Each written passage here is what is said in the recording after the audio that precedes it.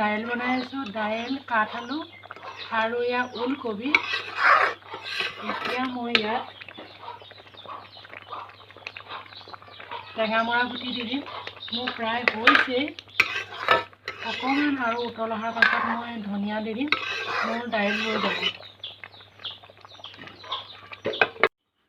Hello' everyone, জোনবিন চানি আন এটা ব্লগলৈ আপোনালোকক সকলোকে স্বাগতম জনাইছোঁ।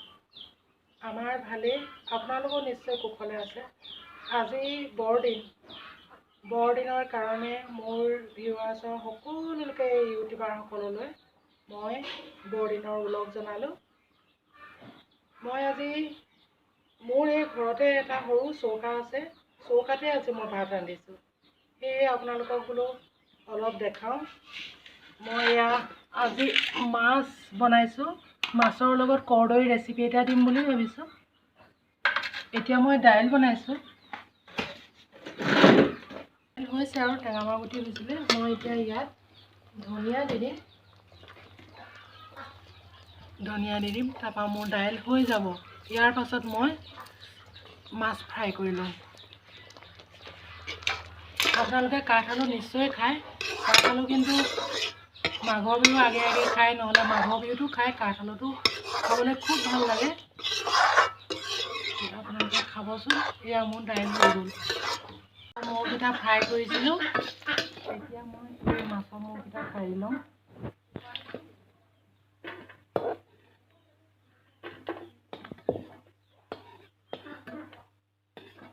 এয়া ভাঙি চিঙি ফ্ৰাই কৰি লৈছোঁ। এতিয়া ইয়াত মই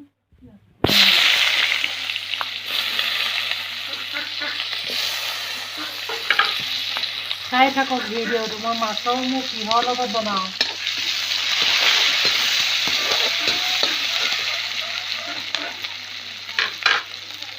এয়া আদা নহৰু বটা অকণমান দি দিছোঁ।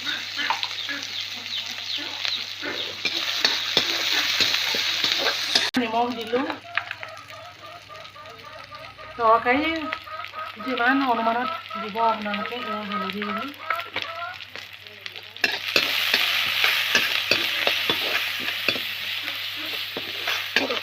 মই নিমখ হালধি দি এয়া পিঁয়াজ ভাজি আছোঁ। এতিয়া মই ইয়াত জ্বলা দিম। মাছৰ মোৰ জ্বলা দি বনাম মই। এয়া কেঁচা জলকীয়া দিছোঁ।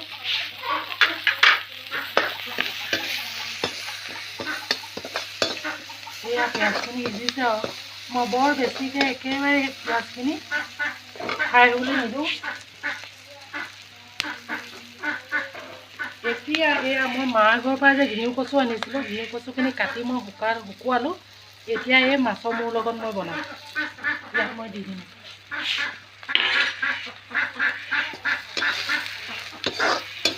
খাবলৈ খুব ভাল লাগে।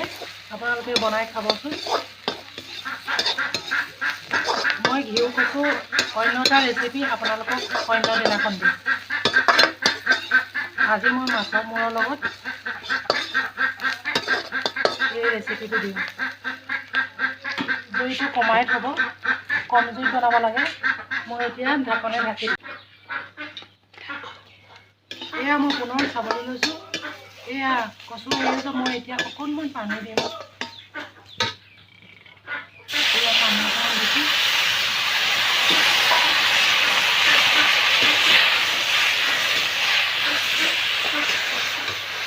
এতিয়া মই ইয়াত মাছৰ মূৰকেইটা ইয়াত দি দিছোঁ।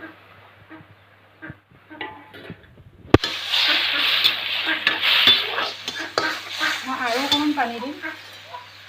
কচুখিনি অকণমান গলিব লাগিব।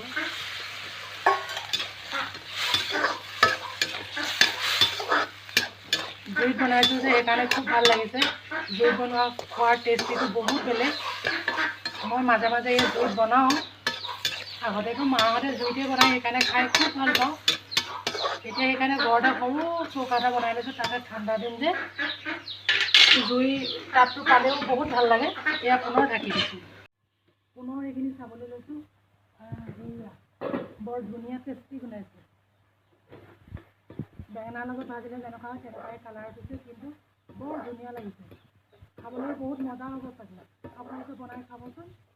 মই ইয়াত এতিয়া অলপ ধনিয়া দি দিম, কাৰণ ধনিয়া দিনত ধনিয়া নিদিলে আৰু ভাল নালাগে। এতিয়া ধনিয়া দিম। ধনিয়া দিয়াৰ পাছত মই এতিয়া এই তৰকাৰীখন নমাই থৈ দিম।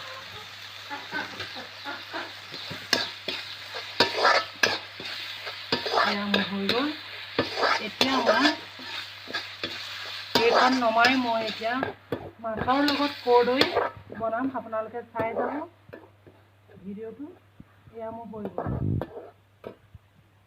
এয়া মাছৰ লগত বনাবলৈ মই 2টা কৰ্দৈ লৈছোঁ। এই কৰ্দৈকেইটা মই এনেকৈ দীঘল দীঘলকৈ কাটি ল'ম। কাটি মই এনেকৈ দুটুকুৰা কৰিম। এইখিনি মই এনেকৈ কাটি ল'ম। আৰু মই ইয়াত দিবলৈ কেঁচা জলকীয়া 3টা লৈছোঁ। তেল দিম।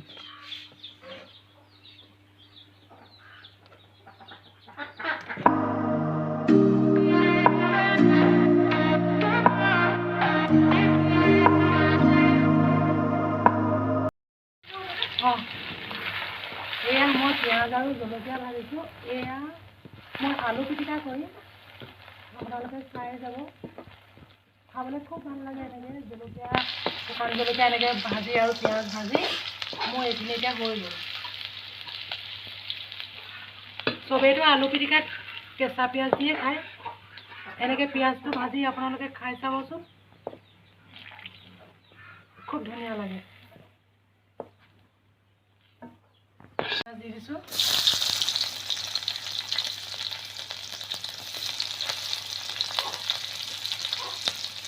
আৰু নহৰু ৰচুন বটা দি দিছোঁ।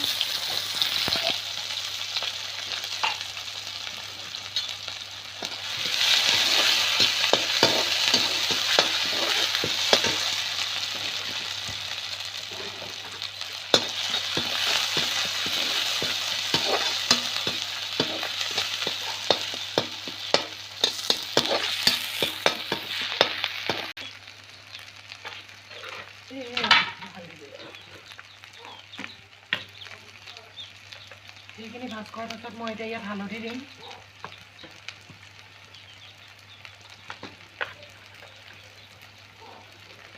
নিমখ দিছোঁ 1 চামুচ। টেঙা নহয়, অকণমান বেছি দিব লাগিব নিমখ। 1.5 চামুচ দিছোঁ।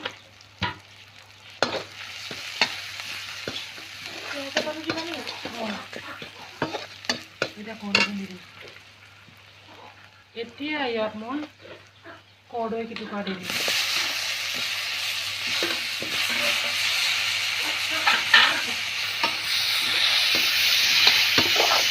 লগতে মাহঁতে বনাই খাই ভাল পাওঁ। কিন্তু কৰ্দৈটো এনেও ভাজি আপুনি ভাতৰ লগত খাব পাৰে জ্বলা দি। এতিয়া পুনৰ অকণমান ঢাকি দিম। এই অকলা কৰ্দৈ অকণমান ধুনীয়াকৈ ভালকৈ খাই মই ইয়াত এতিয়া পানী দি দিম।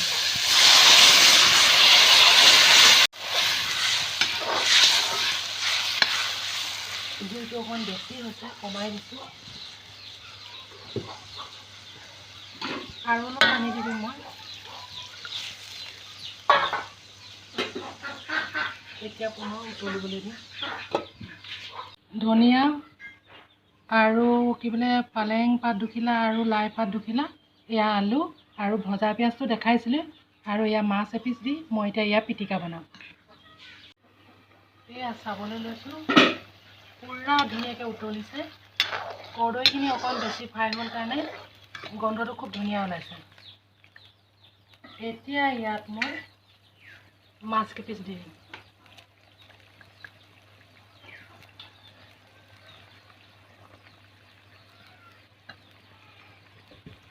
আৰু ইয়াতে মই দিম এতিয়া গ্ৰেভিটো ডাঠ হ'বৰ কাৰণে আলু 2টা পিটিকি দিম মই।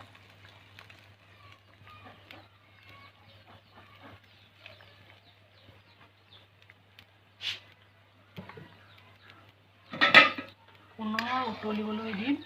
উতলাৰ পিছত মোৰ কৰ্দৈ আৰু মাছৰ তৰকাৰী হৈ যাব। চাইছোঁ মই ইয়াত মই এতিয়া কেঁচা জলকীয়া 2টা দি দিম।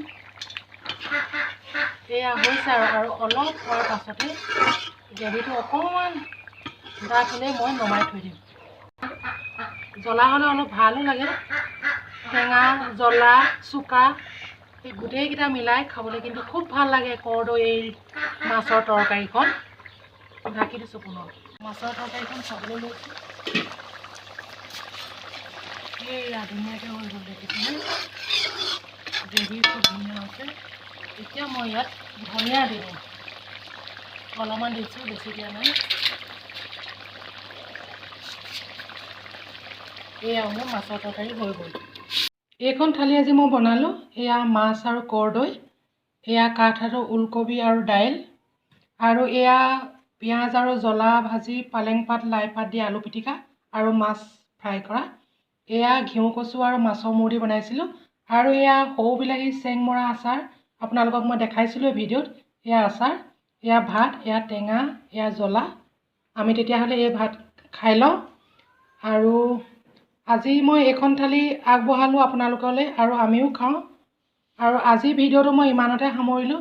যদি ভিডিঅ'টো চাই অকণমানো আপোনালোকৰ মন পচন্দ হৈছে, তেতিয়াহ'লে ভিডিঅ'টো লাইক কৰিব, কমেণ্টত লিখিব আপোনালোকে কেনে পাইছে, আৰু বনাই নিশ্চয় খাব। খাই কিন্তু মোক জনাব কেনে পাইছে। আৰু আজিলৈ তেতিয়াহ'লে মই এই ভিডিঅ'টো সামৰিছোঁ। যদি ভিডিঅ'টো ভাল পায় লাইক কমেণ্ট শ্বেয়াৰ কৰিব, আৰু নতুন ভিডিঅ' যে কোনোবাই চাইছে যদি তেতিয়াহ'লে ভিডিঅ'টো ছাবস্ক্ৰাইব কৰিব বুলি মই আশা কৰিলোঁ। আজিলৈ আহিছোঁ। অন্য এটা ভিডিঅ'লৈ আপোনালোকৰ মাজলৈ মই আকৌ আহি আছোঁ। বাই।